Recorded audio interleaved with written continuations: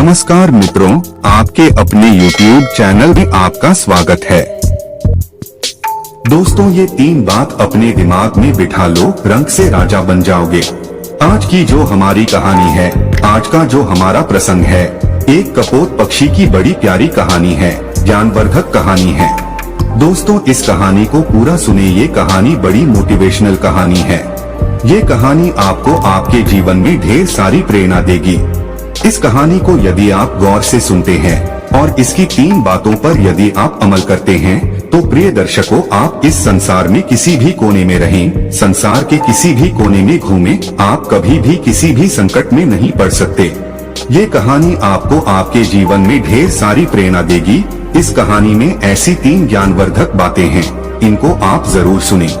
दोस्तों, शुरू करते हैं आज की प्यारी सी कहानी। एक जंगल में 2 कपोतक पक्षी रहते थे। बारिश का मौसम था, झिलमिल झिलमिल बारिश बरस रही थी। तब दोनों कपोतक पक्षी एक वटवृक्ष के खोखले में जाके बैठ जाते हैं और बारिश मूसलाधार बरसने लगती है। तभी उनके पास एक तीसरा कपोतक पक्षी उड़ता हुआ और भीगता हुआ आता है और उनसे कहता है कि थोड़ी जगह मुझे भी दे दीजिए, मैं बारिश में भीग रहा हूँ। लेकिन उस वट वृक्ष के खोखले में इतनी पर्याप्त जगह नहीं थी कि 3 पक्षी आ सके, क्योंकि दोनों पहले बैठे हुए थे।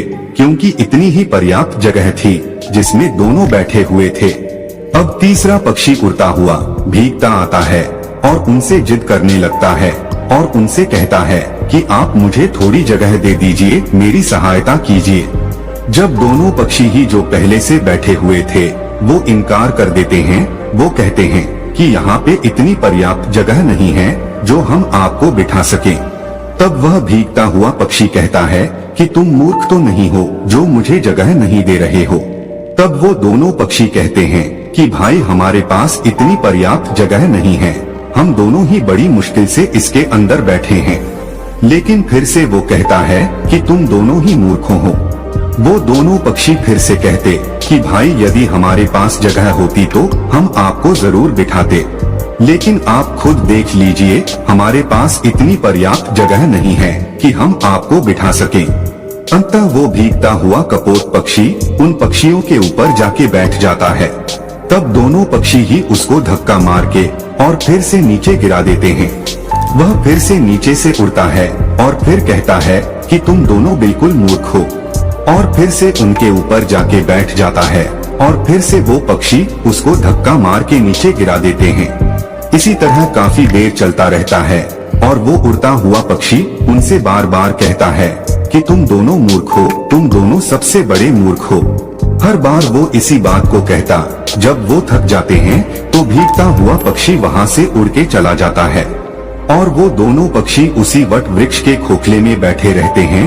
तब उस कपोतक पक्षी की पत्नी अपने पति से कहती है कि पिया जी, अभी जो पक्षी आया था कि ये बार बार हम दोनों से मूर्ख कह रहा था।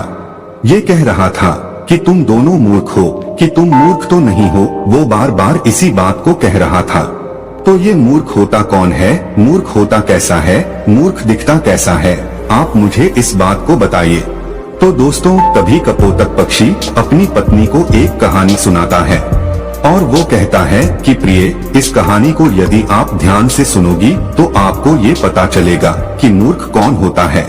तब वो अपनी पत्नी को कहानी सुनाता है और उसकी पत्नी बड़ी गौर से और बड़े ध्यान से सुनती है। कपोतक पक्षी कहानी शुरू करता है और वो कहता है कि एक नगर में एक सेठ रहता था। उसी का एक पुत्र था। सेठ ने अपने पुत्र की शादी कर दी और शादी करने के बाद सेठ का लड़का शहर चला जाता है कमाने के लिए, और सेठ के लड़के की पत्नी घर पे रहती है। एक दिन सेठ के लड़के की पत्नी पनघट पर स्नान करने के लिए जाती है और वहाँ पे स्नान करने लग जाती है। तभी उसके पास में 3 राह चलने वाले व्यक्ति आते हैं और सेठ के लड़के की पत्नी से कहते हैं कि भाई, हम बड़ी दूर से आए हैं और हमें बहुत तगड़ी प्यास लग रही है, इसलिए आप थोड़ा हमें जल पिला दीजिए। उस वक्त सेठ के लड़के की पत्नी के बदन पर इतने कपड़े नहीं थे, क्योंकि वो इस समय स्नान कर रही थी। उसी वक्त तीनों राह चलने वाले व्यक्ति आ जाते हैं और उनमें से एक व्यक्ति कहता है कि हमें पानी पिला दीजिए। इस बात को कपोतक अपनी पत्नी से कह रहा है और कपोतक की पत्नी बड़ी गौर से और बड़े ध्यान से सुन रही है।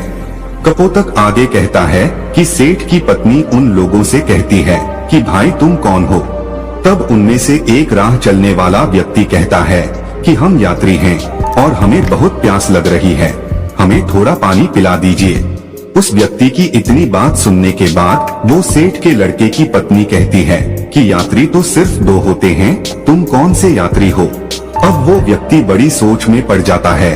वह सोचने लगता है कि हमें खुद को ही पता नहीं है कि हम कौन से यात्री हैं।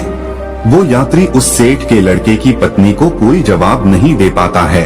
तभी दूसरा व्यक्ति बोलता है और वो कहता है कि मुझे बहुत तगड़ी प्यास लग रही है और प्यास के मारे मेरे हलक सूखे जा रहे हैं, इसलिए आप मुझे पानी पिला दीजिए।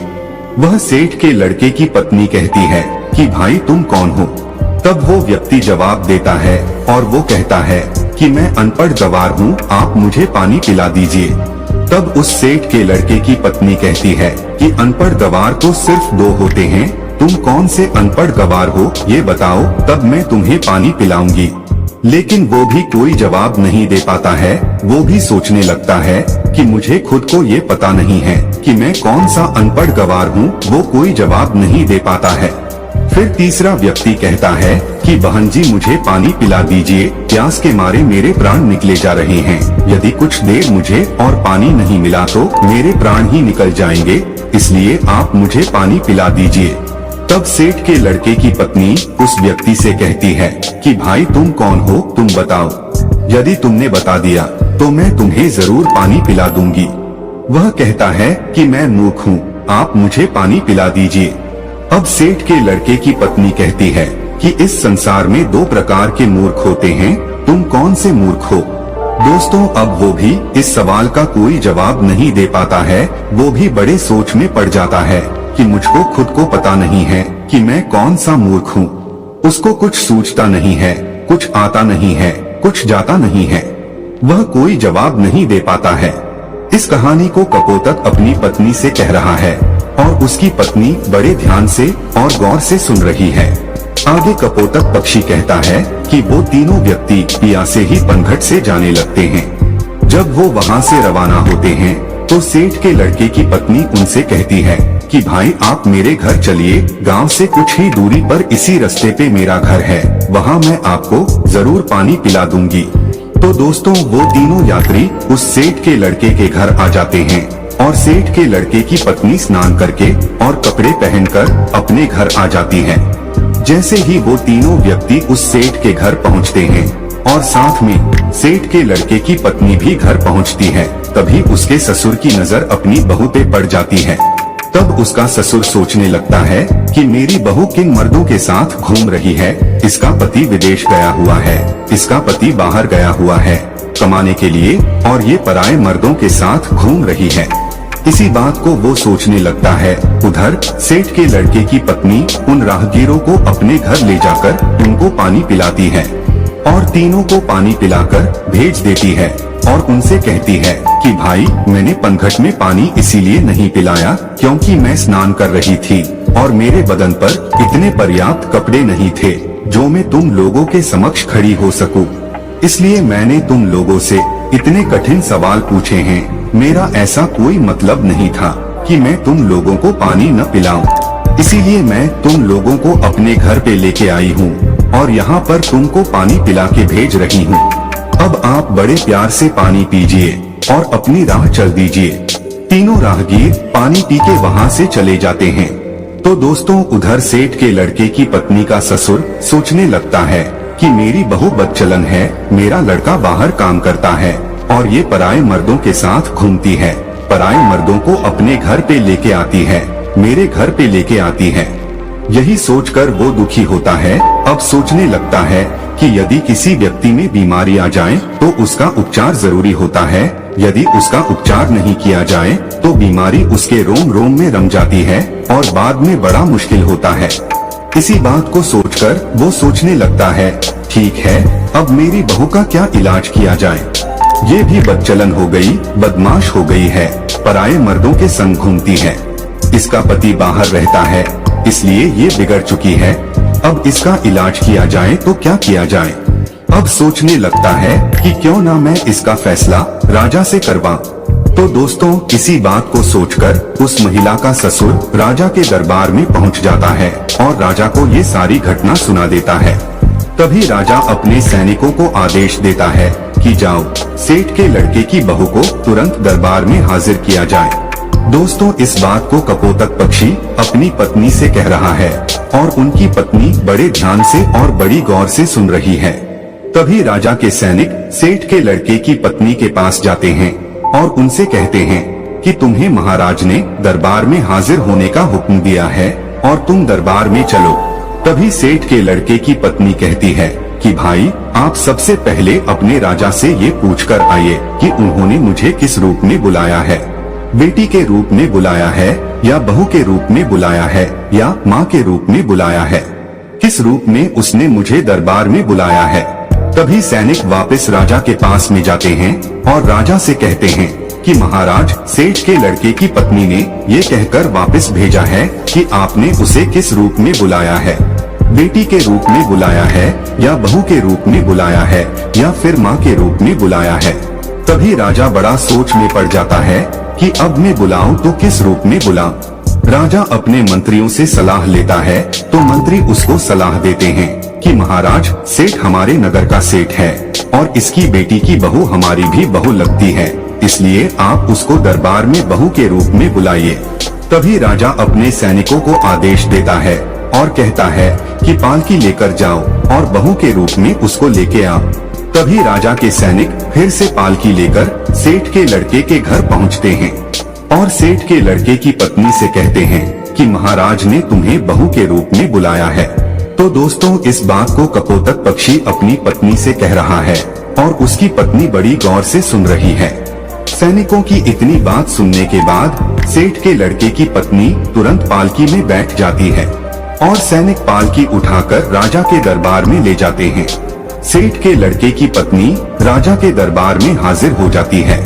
तब राजा उससे सवाल करता है, क्या तुम चरित्रहीन हो? तुम्हारा पति विदेश कमाता है और तुम पराये मर्दों के संग घूमती हो, ऐसा हमारे राज्य में नहीं हो सकता।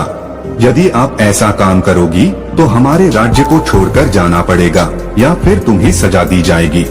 राजा इतनी बात कहता है तब सेठ के लड़के की पत्नी राजा को जवाब देती और कहती है कि महाराज, मैं एक पतिव्रता स्त्री हूँ, मुझ पर कलंक लगाने से पहले आप थोड़ा सोच लीजिए।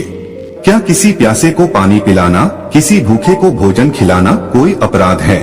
यदि आपके राज्य में ऐसा संविधान है कि किसी भूखे को भोजन खिलाना या प्यासे को पानी पिलाना अपराध है, तो हाँ, मैंने अपराध किया है और ये अपराध मैं बार बार करूंगी।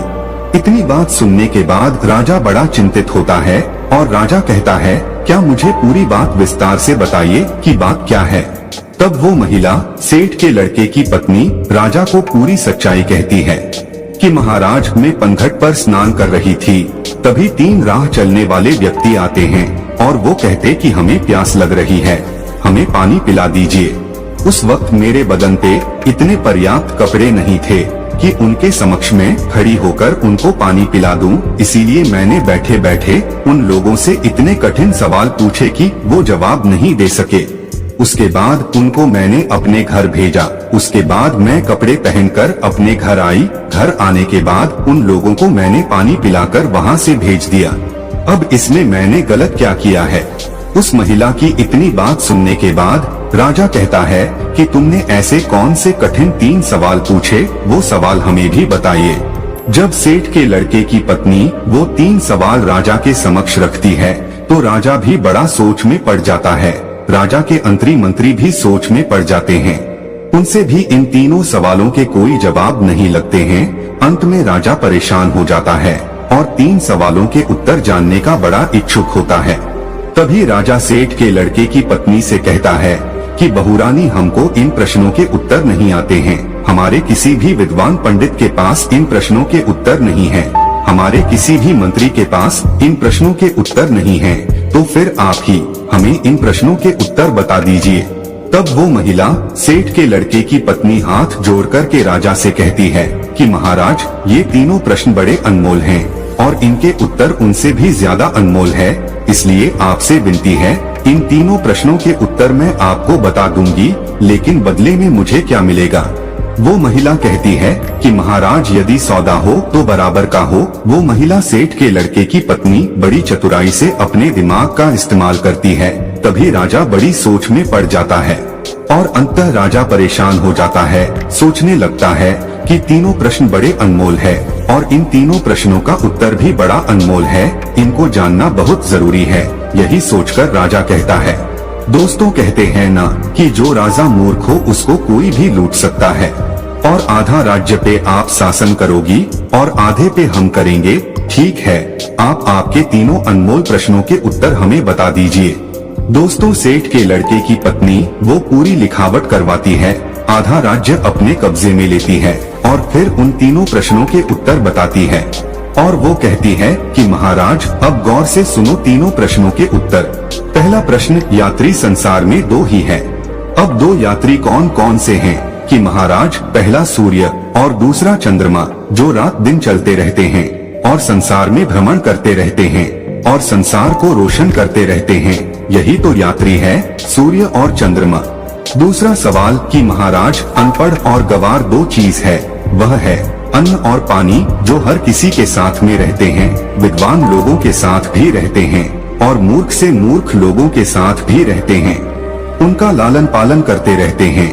यही सबसे अनपढ़ और गवार है जो अज्ञानी को भी वही स्वाद देते हैं और विद्वान को भी वही स्वाद देते हैं।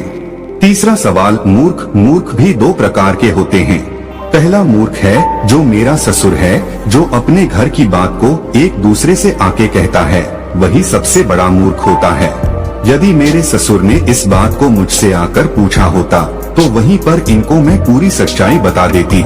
मेरे घर की इज्जत नीलाम नहीं होती, मेरी इज्जत इस तरह भरे दरबार में उछाली नहीं जाती, मेरे घर की बदनामी नहीं होती, इसलिए सबसे पहले बड़े मूर्ख मेरे ससुर हैं। तब राजा कहता कि दूसरा कौन है? तब महिला कहती है कि महाराज दूसरे सबसे बड़े मूर्ख आप हैं। एक वो राजा होता है जो बगैर सोचे समझे कुछ भी फैसला ले ले, वही सबसे बड़ा मूर्ख होता है। इसलिए दूसरे सबसे बड़े मूर्ख आप हैं। आप भी एक ऐसे मूर्ख हैं जो मेरे 3 सवालों के बदले में मुझे आधा राज्य दे दिया, तो आप भी सबसे बड़े मूर्ख हैं। तो दोस्तों अब राजा को गुस्सा बहुत आता है, लेकिन वो कुछ नहीं कर सकता क्योंकि अब वो भी महारानी है, आधे राज्य की महारानी है, आधे सेना उसकी है, आधा राज्य उसका है। अब राजा कुछ नहीं कर सकता था। तो दोस्तों इस तरीके से अपने दिमाग का सदुपयोग करते हुए उस सेठ के लड़के की पत्नी एक महारानी बन जाती है। तब कपोतक पक्षी अपनी पत्नी से कहता है कि प्रिय, सबसे बड़ा मूर्ख वही होता है जो अपने घर की बात को बाहर निकाल दे, अपनी घर की बात को अन्य लोगों से कहे, अपनी घर की बात को एक दूसरे से कहता रहे, अपनी घर की बात को अपने घर में ना रखे, वही सबसे बड़ा मूर्ख होता है। और दूसरा मूर्ख वो होता है जो किसी के कहने पर भी अपना सब कुछ लुटा दे। ये 2 प्रकार के ऐसे मूर्ख होते हैं, इनका कुछ नहीं हो सकता। तब कपोतक की पत्नी की ये बात समझ में आती है कि संसार में मूर्ख कौन होता है। इसीलिए कहते हैं कि अपने दिमाग का सही समय आने पर जो बंदा सही उपयोग करता है वो अपने जीवन में हमेशा कामयाबी पाता है। इसीलिए दोस्तों हमेशा अपने दिमाग को सही जगह और सही निशाना लगाकर के चलाइए, आप कभी भी फेल नहीं हो सकते। जो लोग अपने दिमाग का सही सदुपयोग नहीं करते हैं वो लोग हमेशा पीछे रहते हैं और एक दिन ऐसा आता है कि उनका पतन हो जाता है। इसलिए अपने दिमाग का, अपनी बुद्धि का सही उपयोग करें। हम उम्मीद करते हैं कि दोस्तों इस कहानी से आप ढेर सारी प्रेरणा लेंगे। तो दोस्तों यह कहानी आपको कैसी लगी हमें कमेंट सेक्शन में जरूर बताना और अच्छी लगी हो तो इस चैनल को सब्सक्राइब जरूर कर लेना।